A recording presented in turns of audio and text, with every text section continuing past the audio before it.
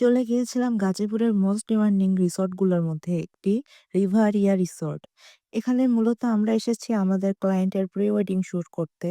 রিসোর্টটি এত সুন্দর ও eco friendly ছিল, সবুজ মনোরম নিরিবিলি পরিবেশে, যা একটি কাপল শুটের জন্য পারফেক্ট এনভায়রনমেন্ট।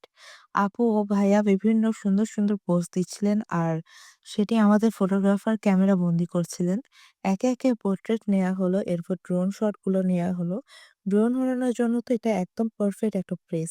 আপনি চাইলে আপনার ফ্যামিলি নিয়ে এই ইকো রিসোর্টটিতে আপনি সময় কাটাতে পারবেন, অনেক টাইম স্পেন্ড করতে পারবেন, আপনার ফ্যামিলির সাথে কোয়ালিটি টাইম স্পেন্ড করতে পারবেন।